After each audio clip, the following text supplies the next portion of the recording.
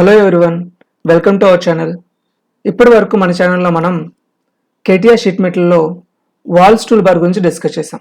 Okay, ఈ walls tool బార్లో ఇక్కడ ఉన్న ఆప్షన్స్ అన్ని కూడా మనం డిస్కస్ చేసాం. ఓకే, అందుట్లో మనకి wall and edge, flange, extrusion, ఈ ఫ్లాంజ్లో కూడా టైప్స్ కూడా మనం డిస్కస్ చేసాం. ఓకే, సో ఈ వీడియో నుంచి మనం బెండింగ్ టూల్స్ గురించి డిస్కస్ చేద్దాం. అందులో first one bend.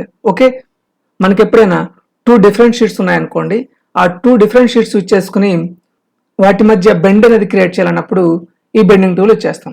Okay, so జనరల్గా మనం షీట్ తీసుకుంటాం, షీట్ మీద వాల్ అనేది క్రియేట్ చేసుకోవచ్చు. అది మనం వాల్ అనేది యూజ్ చేసుకుని చేస్తాం. బట్ ఇక్కడ మనకి 2 డిఫరెంట్ షీట్స్ ఉన్నాయి, అప్పుడు ఎలా చేయాలనేది చూద్దాం. ఓకే, సో పొజిషన్ స్కెచ్ తీసుకుంటున్నాను నేను ఇక్కడ.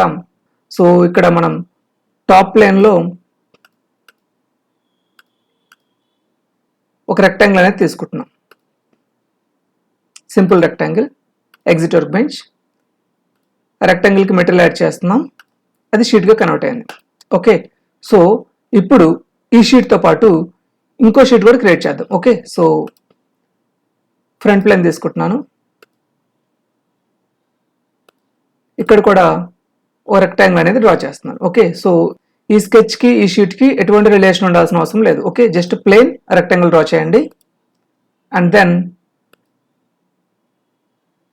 వాల్ మీద క్లిక్ చేయండి. ఓకే, సో ఇక్కడ మనకి 2 డిఫరెంట్ షీట్స్ ఉన్నాయి.